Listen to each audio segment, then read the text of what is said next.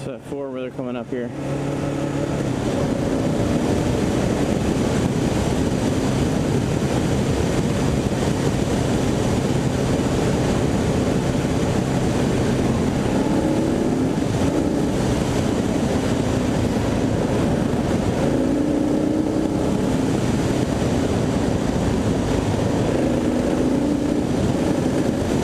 So my brother posted a video a few weeks ago on his Ninja 300, and it's his first year riding as well.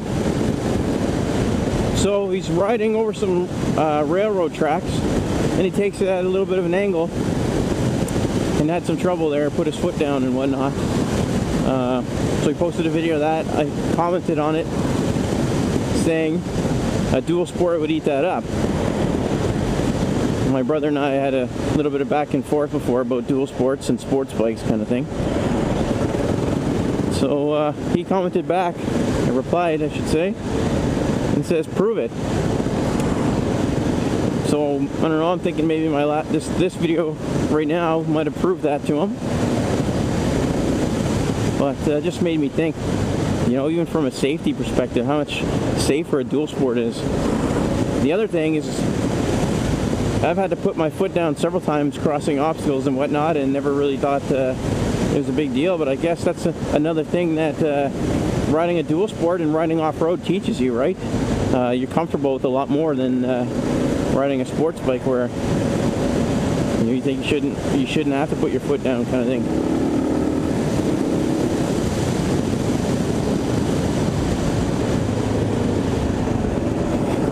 So I mentioned in my previous Motovlog that my wife was interested in getting a motorcycle. She really likes to look at the sport bikes, but I think I'm going to push really hard for her to get one of the new Yamaha XT250s. They're newly fuel injected for this year. I've sat on them before when I owned the KLX, and it was really comfortable actually, and they're really more compact and a lot smaller, which would be good for her. She's about 5'4".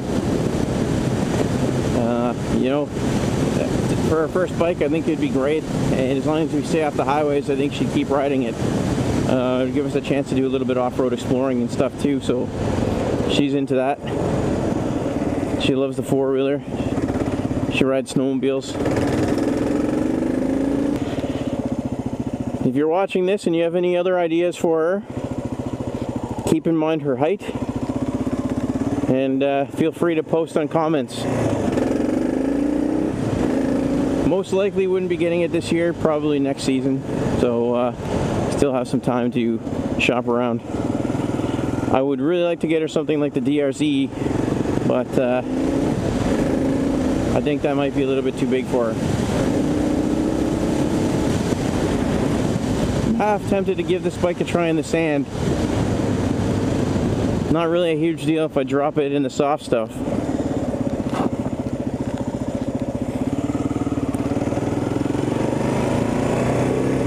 My plan was that before I did anything too gnarly, I'd get the crash bars on it. I was looking at the SW Motec ones.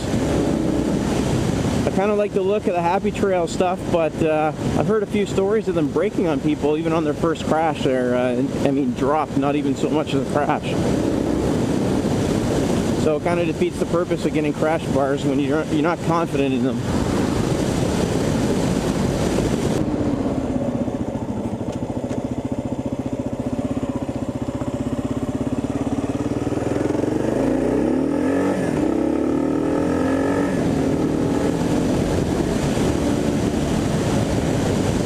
I don't know if it's just me, but this thing seems to be gaining a bit of power. I don't know if that has anything to do with the break-in, but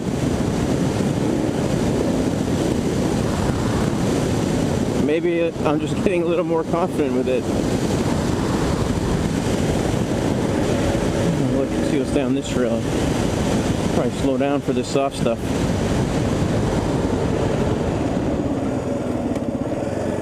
I don't know that I've ever been down there before. But let's see how she feels. Oh yes. Now this is soft.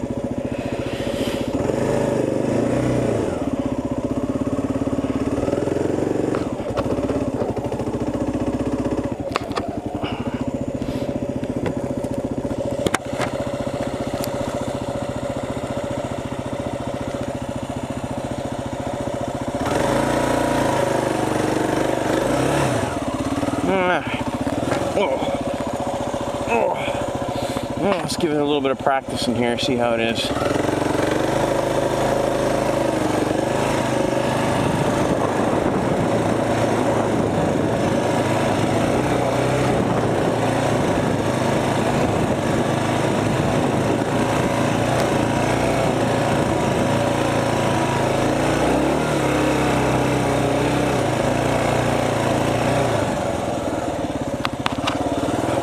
As soon as you let off the throttle, it just slams to a stop. Let's see if you can get any idea of how soft this actually is.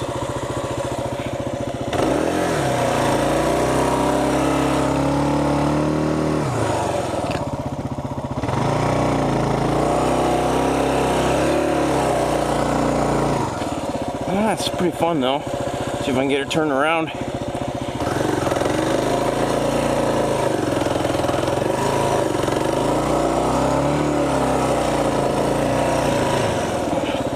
Well, that wasn't 100% James Bond, but it'll come. Let's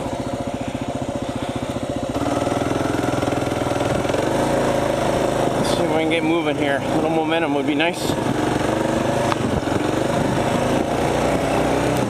Alright, now, in case you feel like commenting, my weight is right back on this bike, and the throttle is on.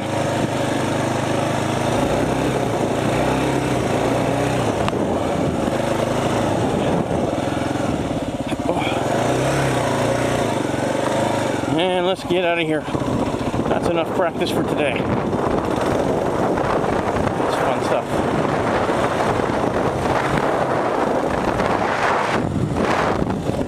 And I'm only leaving because my wife has to get to work soon. And that's my story, and I'm sticking with it.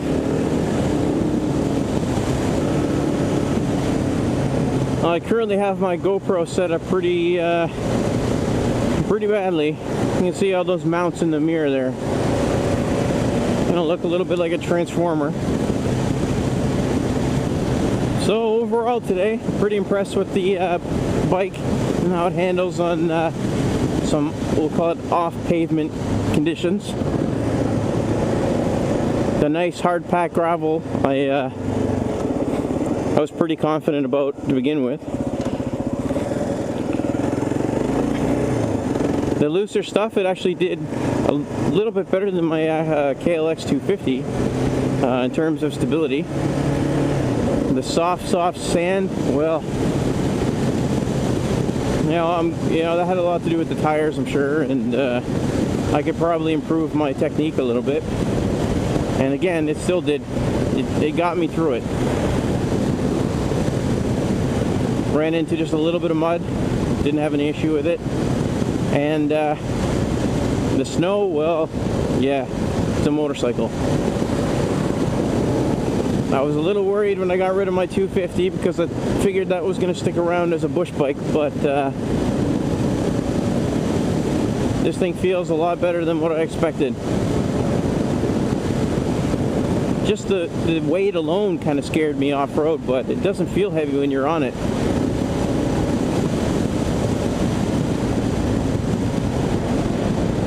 I still have the stock pegs on it with the rubber. Haven't had any issues there. A few situations where I've had to stand up and maneuver around. Didn't feel too wide at the tank or anything like that.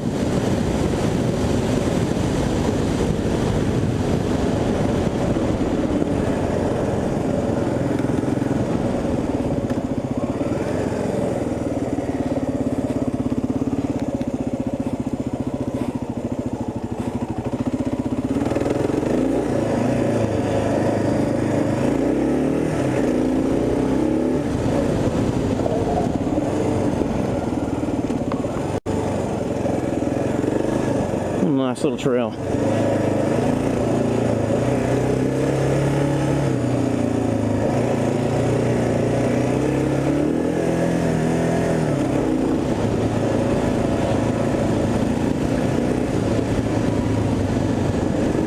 I think this is one of the first little trails I took on the KLX 250 when I started riding. I do miss that bike. But that's another perk of my wife getting the XT 250. I'm sure she'll be nice enough to let me ride it every now and then. I better keep this good track record of not crashing.